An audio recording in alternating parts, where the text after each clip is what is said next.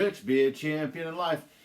Hey, I just want to thank all the powers that be, the decision makers that decided to put us in the lineup. Made our story, our message important enough to be involved in this coaching virtual seminar. Many of you probably don't know my story. Some of you may. So what I'm going to do is I'm going to cover a little bit about my story and a snapshot. And then I'm going to talk a little bit about why I chose wrestling to be the vehicle to help dig me out of a really dark place and go on and find success in every area of my life. And then also what we do more currently today, to make a difference, and how we're involved in the communities and wrestling and sports in general and students all across the nation. But, it's a tough time for everybody. The struggle is real. So my story is becoming more relevant by the day and by the current situation. I think we're going to have our hands full when we get to the other side of all this, and we're going to need more inspirational hope speakers and coaches involved in these kids' lives. So I had a normal childhood, good family values, good belief system, not a lot of drama, not a lot of drugs, not a lot of alcohol, just a lot of kids and a lot of love. But athletics, sports was a huge part of my life for a long time. I wasn't elite. I wasn't an elite athlete. I wasn't a standout stud. But sports was really important to me. It was like my medicine at the time. Sports helped keep me engaged. Wrestling helped keep me motivated. And, honestly, without the athletic piece, I might have had a lot more trouble getting through high school. I think it was the key recipe to helping me graduate. 89, class of 89, Tigard High School. But, once graduation hit, the plans were to go to Clackamas Community College, and I went up fishing in Alaska. I chased the money, chased the dream, and the goal was to come back at the end of the summer and register for school and wrestle for Clackamas back then. But life has a funny way of throwing you a curveball, and a kid with low self-esteem, a kid with nothing, a kid with insecurities up in Alaska with all the manly men and a lifestyle and a culture that is really, really tough. I went off fishing with a dream to come back and go to college at the end of the summer, and that dream, that vision I had, it took 20 years to get my feet back on the ground. I went up fishing, found a drug addiction, found myself in a really bad spot. The web of addiction had me so strong at that time that I had a hard time getting refocused, and school went on the wayside, and I fished for a few years, and the lifestyle slowly started beating me down and grinding me, and the addiction started snowballing, and it got a little worse and a little worse. Started out with a little pot, little alcohol, dabbled with some harder drugs, and pretty soon it snowballed, and after a while I was stuck in a lifestyle that I couldn't find my way out of. Hopeless. I couldn't see a solution. Addiction had me, and as much as I wanted something different in my life, it controlled my every decision that I made for a long time, I spent 20 years, almost 20 years of my life chasing that high, wishing I could be somebody else, wishing I could do something else, dreaming about college, dreaming about wrestling for years. And, I just couldn't quite get my feet on the ground. Tried treatment many times, off and on throughout the years, and it just didn't quite stick. I couldn't quite get the recipe to success. I couldn't quite figure out how to sustain, how to stay sober, how to find a better life. And, time goes by really fast. Before you know it, 5 years, 10 years, 20 years, and lived with a lot of regret. I remember the first time I went to jail, and I was in jail for about 3 or 4 months, and when I got out, I was going to stay sober, I was going to stay clean, I was going to do this thing, and one of the things I didn't do was surround myself with good, positive people.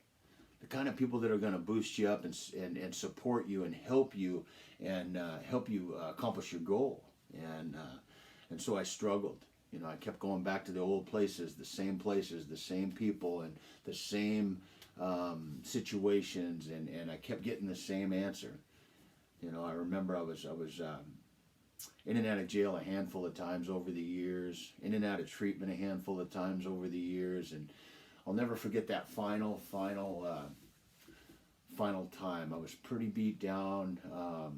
Got a lot of years behind me, a lot of years of addiction. I got 6, 7 years locked up in jail and prison, and you know, I got felonies and drug charges and things like that, and you know, just seemed really hopeless to be able to dig myself out of the hole I was in, you know, and I remember going to prison. Finally graduated and went to prison, you know, and you know, when I was in prison, I was sitting there in the you know, the mess hall with other prisoners, and some of those guys were doing life. Some of them were in there forever, and you know, what I realized at that time, you know, I'd been getting these moments of clarity off and on for a few years there towards the end, you know, and things were getting hard. And I really was trying to do something right, and I just kept slipping, backsliding. But I remember sitting there in prison and realizing that I wasn't far from their situation. That if I kept conducting myself like I was going to end up in prison for life. Somebody was going to end up getting hurt. I was going to end up in a situation where I can't get myself out of. And, you know, I mean, like I said, I came from a normal home, you know, so this can happen to anybody. You know, it's not hard. You make a few mistakes, get yourself in a few situations, and pretty soon you're in a tough spot. You know, so while I was in prison, you know, my mom passed away too, and that was one of the key moments, and it was like an intervention. Unfortunately, we lost my mom while I was there, you know, 2003, and you know, so I graduated. I was in prison and maximum state prison, and then my mom had passed away, and these were two very powerful moments in my life. You know, people talk about your bottom. You know, I had been through a lot those couple years building up to that, and then and then my rock, you know, the one that's always at my side, you know, had passed away, and so that was really, really hard on me. I dealt with a lot of guilt and shame, and I had a hard time really finding peace. But you know, between those two things, and then when I got released from prison, I got released to a homeless shelter at 34 years old, you know, so to compound those powerful moments and then to add that I'm being released to a homeless shelter in downtown Portland, basically my life had come to this, you know, 34 years old, the clothes I got released with, to a homeless shelter, you know, and you know, I was literally walking the streets of downtown Portland, rolling cigarettes out of the ashtray, you know, and I remember collecting tobacco throughout the day, knocking on treatment doors, trying to get treatment, you know, and at night going to the shelter and spreading it out on the floor to let it dry out. That was like the highlight of my day, was the tobacco. Wake up in the morning and roll a cigarette, you know. That's, you know, where that's where life had taken me, you know, because of all the choices that I'd made in the past. It'd come to this, you know, and I remember I wanted help really bad. I was released to the shelter, left to my own devices, you know, and everything inside of me said, go get high. Everything inside of me said, go back to what I knew. But there was that little piece inside of me that was saying, no, stay here in this shelter. Stay here, you know, and if you can do this, then I'll have a chance for success. You know, if I can humble myself and fight through this moment, this low, tough situation, and trust the process and not go back there, what I always knew before, then I'm going to have a chance. You know, I didn't know what was ahead. I was scared. I was a lot of anxiety. I was stressing. I was afraid of what was ahead, but I knew that I didn't want to get loaded anymore. I didn't want to drink, and just wanted something positive, something better. So I remember going to a handful of different treatment centers over a 30-day period in Portland, and nobody let me in. Nobody take me in. You don't have any money. You don't have any insurance. Sorry, we're full. You know, whatever the excuse was why I couldn't get help. You know, but finally I found a door that let me in. You know, and it was a life-changing moment. You know, so. A treatment center took me in, and I did months of treatment and mentorship, and I did an aftercare, and I went to sober housing, and I did all these things right, and I over-excelled at it, and I really listened, understood, and I really did all the suggested things, and I saw that others were staying sober, others were being successful, and it inspired me to want to get what they had, you know, but honestly, after a few, some time, I realized there was something else I needed. You know, that staying sober wasn't going to be enough. Like I have a fire inside of me. I had a void that I needed to fill. And that void had a lot to do with athletics and education. That void had a lot to do with missing the boat back in '89 when I should have been in college. But now here I am, a few years sober and trying to figure out if I can make a comeback. You know, 37 years old, going back to college, competing on a college wrestling team. It was unheard of, and so, but I knew that I needed to be that athlete I was always meant to be. I knew that I needed wrestling. I needed to be surrounded by a team.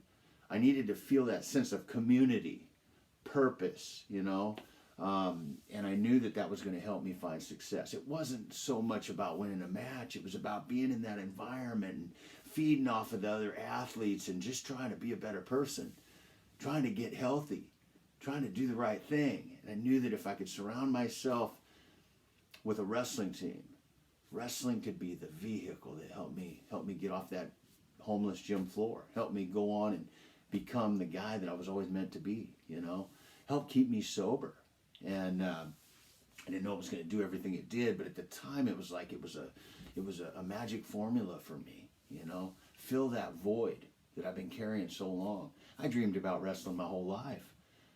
I mean, I remember back in jail dreaming about wrestling, dreaming about being on a team, dreaming about winning a match, you know. So to have an opportunity to do that again, to me it was like opening a doorway to freedom.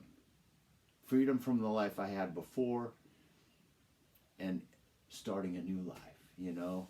And so with that said, you know, here I am. I'm at Clackamas Community College. You know, I'm 10 years older than the coaches. I'm 20 years older than most of the athletes. So it was a real weird, awkward, uncomfortable situation for everybody and for me, you know. But I brought a whole lot of life lessons into the wrestling room, onto the mat. You know, with all that life lessons I brought, I had a little bit of an advantage because I knew why I was there. I spent years. I knew why I was there now. This is my one opportunity in life. This is my one chance to do right and do good, you know. And with that, I lost a lot of matches. You know, I lost a lot of matches. You know, I lost my whole season. The whole first season, I lost all my matches. I think I won one or two. And, you know, it's hard to get back up off the mat. It's hard to look at your teammates when you're taking losses. You know, I got up in the morning and looked in the mirror and said, can I keep doing this? Can I take another loss? Can I keep pushing forward? And something inside of me said, keep driving forward. This is the one commitment. This is the one commitment that you've made in your life that you need to follow through on. You need to see it through because this is going to be life-changing. You know, it's a lifestyle, it's a culture, it's changing everything about me. And there's a lot of internal work going on at the same time, you know. Being in college, getting an education, working towards your goals, staying focused and being with the team and having that acceptance and camaraderie and team environment and team building. And it's all the things that I dreamed about, all the things that I remember as a kid, that I loved about the sports. And, so with that said, I went on and took a lot of losses, and then I trained all summer and I took a lot of wins the second year. I did really, really, really well, and I won almost all my matches. Because I trained all summer. I wasn't going to give up. I was going to keep fighting and keep pushing, and I started figuring out what advantages I had and how I could use those advantages in the match. And I did really well, and I ended up taking second in the region and qualified for nationals. I'm probably, I'm one of the oldest that ever competed at the junior college nationals, and and I went on to compete with the Masters for another 9 years after that. That was 07, 08, and then I competed till 2016 with the Masters. And what a great experience, man. I didn't want to stop. Wrestling saved my life. Wrestling opened up so much opportunity over the years. Wrestling was the key to me helping me find success. It was the vehicle that helped push me forward and up. You got to wonder why I chose wrestling. Other than I was a wrestler in high school. Well, when I was in high school, H.D. Waddell was my coach. H.D. Waddell was my coach, and I was a 500 wrestler. And I remember I was on a team with 5 or 6 potential D1 athletes, and there I am right in the middle. So you have a whole bunch of studs around you on the team, and I remember the culture that H.D. Waddell had in the wrestling room. The way he conducted himself, the way he treated guys like myself, and I'll never forget that. And that's what drove me back to wrestling. He treated me like his top athlete. You never really knew. You wouldn't know the difference. How he treated his number 1 athlete, how he treated his 13th in line athlete. And that's a skill in itself for a coach to make a guy like me feel good about myself, feel as important as the guys winning. And so I'll never forget that. I always remembered that. And I think that was an important lesson to me too, being an adult, being an athlete, being a coach today, is that if I can create a good, positive environment, these athletes are going to stay engaged. If I can lead by example, talk to your kids about how to live, well, then go out and live that life, live like that. And I think that's what a lot of people respect and appreciate about me, is I live that positive lifestyle. I preach about it, but I live it too. And, but yeah, that was one of the things, that really drove me back to wrestling was that environment and that team I was on back in high school. Today the struggle is real for a lot of kids. I remember back 30 years ago, and some of the things that we dealt with are nothing compared to what the athletes are dealing with today. That vaping is uncontrolled. It's unbelievable. The numbers, the age, the vaping, and teen suicide is massively high. It's actually staggering. The internet, the social media, the phones, they drive obsession, and these poor kids have so many things pulling at them and dragging them away from what's really, really important in life. And they're taking their focus. And so we've got to try to figure out how to create that environment that they want to stay engaged in the sports. They want to stay engaged with their teams, and that's where, like, coaches wear a really big hat. You guys wear a really big hat. These kids are getting a lot of their guidance from their coaches on the team, a lot of split families and dysfunction and drama back home. Well, they come to school and they come to practice. That's their safe place. That's where they'd like to spend all their time, And so us as coaches, we've got to understand that our impact on these young athletes is huge. Sometimes it's the only real guidance they get. Sometimes it's the only positive environment that they're in. And so we wear a big hat, and we've got to understand that. Even right now, in this very tough time in the world, where there's no school and no sports. Right now, this moment, there's athletes out there that are drifting off. They're drifting away from the sports. They're drifting away from their teammates. They're going to find an answer somewhere. They're going to find an environment somewhere, and it's not going to be the most healthy. Mental health is going to be on the rise. Addiction is going to be on the rise. Alcoholism is going to be on the rise, and kids are going to drift off. That's why, as a coach, we need to try to stay engaged with our athletes even now. Reach out to them, check on them, see how they're doing. When kids feel important, when kids feel accepted, when kids feel that somebody cares, it's going to help them. It's going to help them make some more positive decisions. Until we get to the other side of this thing. I've also put myself in a position that I wear a pretty big hat today. And, that's because I've insulated myself with a lot of positive team members, great partnerships. I've spoke to hundreds and thousands of kids around the country over the years about dangers of addiction and poor choices. I've encouraged leadership.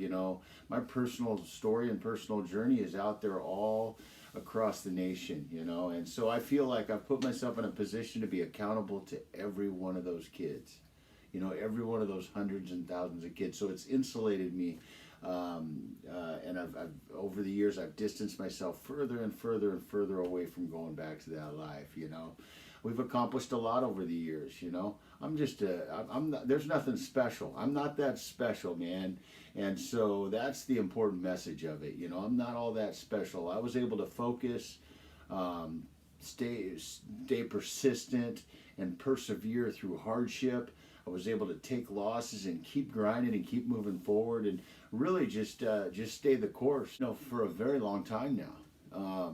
And so, for me, I always feel like just anybody can can accomplish their goals. Anybody can go out and chase their dreams. If a guy like me can get off that homeless gym floor and go on to become a national wrestling champion, an Emmy Award winner, an author, Be a Champion in Life, 17 years clean and sober, I always think that, man, if anybody could go out and do it, if they're willing to sacrifice, willing to make it important, willing to, fight through the pain and the loss and the struggle and just stay the course, the win will come over time, I think one of the biggest things you coaches could do is bring in alumni, bring in people like myself, other athletes, bring in community members that have been through the struggle, that understand addiction, that understand what it's like to go from nothing and have something. Bring these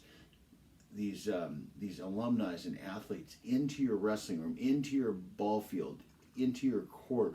Bring them in to connect with your athletes. Share a real, true life story, real life experience. I think when you can share a real life experience with kids today, it impacts them, and they pay attention and they listen. They know when somebody's trying to pull the wool over their eyes. They're smart kids. They're like sponges, though.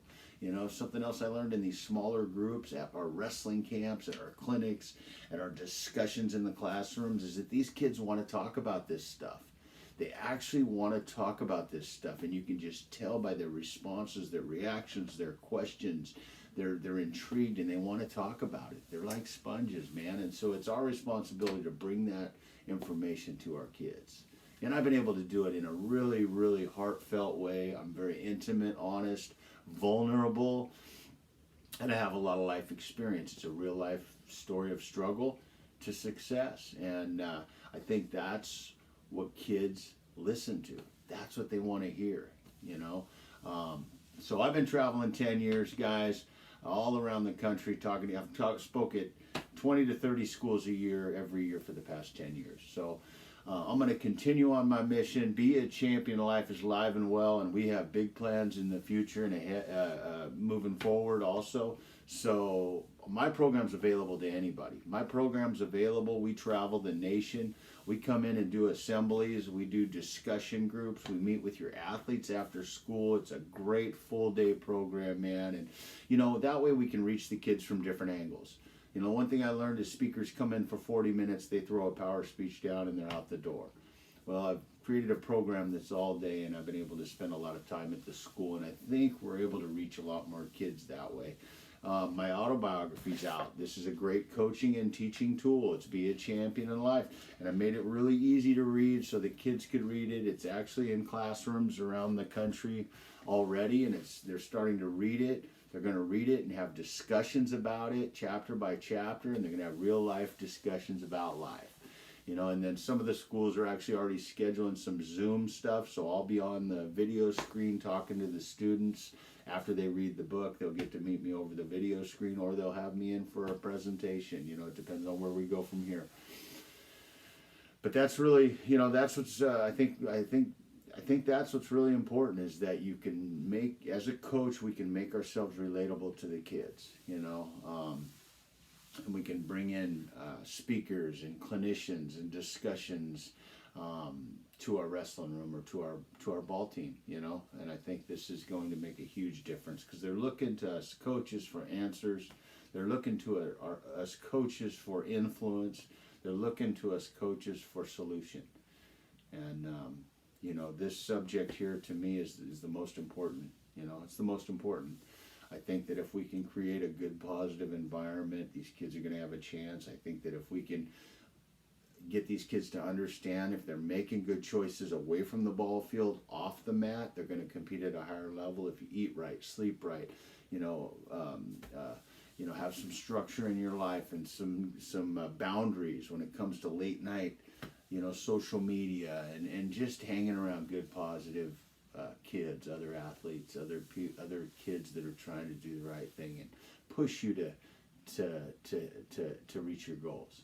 I think we're going to have a much higher level of success for these young athletes.